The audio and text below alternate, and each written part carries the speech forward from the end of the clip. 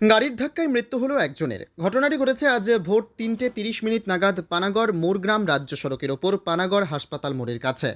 স্থানীয় সূত্রে জানা গেছে, একটি ডাম্পার বীরভূম থেকে পানাগড়ের দিকে আসার পথে পানাগড় হাসপাতাল মোড়ের কাছে কোনো গাড়ির পেছনে ধাক্কা মারলে গাড়ির ইঞ্জিনে আগুন লেগে যায়।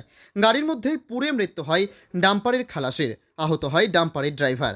ঘটনার খবর পেয়ে ঘটনাস্থলে পৌঁছায় কাকসা থানার পুলিশ ও দমকলের একটি ইঞ্জিন। প্রায় 2 ঘন্টা পরে আগুন পুরোপুরি নিয়ন্ত্রণে আসে। মৃতদেহ ময়নাতদন্তের জন্য মহকুমা হাসপাতালের মর্গে পাঠায় কাকসা থানার পুলিশ ও গুরুতর আহত চালককে স্থানীয় হাসপাতালে পাঠানো হয়। আগুনটা যে আমরা শুনলাম আর কি ফোন এলো, এটা মোটামুটি 3:30 নাগাদ হয়েছিল। তখন তো আমরা ছিলাম না এখানে। তো এসে 4টার সময় এসে দেখছি দু করে আগুন জ্বলছে। সেই সময় দেখছি যে ফায়ার ব্রিগেডও গাড়ি এসছে, জল আগুন নিভাচ্ছে এবং পুলিশেরও গাড়ি আছে।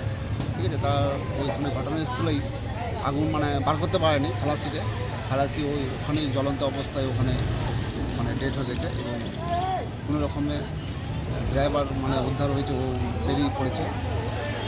এইটুকুই আমার দুটো অ্যাক্সিডেন্টটা যেটা আমরা শুনলাম আর কি, যে ও আসছিল ওই দিক থেকেই, ওর পেছনে ওর কোন দিক থেকে আসছিল? ও আসছিল আপনার সিউড়ি দিক থেকে কলকাতাগামী। আচ্ছা, তো পেছনে ডাম্পারের পেছনেই মেরেছে। ও তো যার পেছনে মেরেছে সে তো ছিল না, যার সাথে অ্যাক্সিডেন্ট হয়েছে ও একাই ছিল।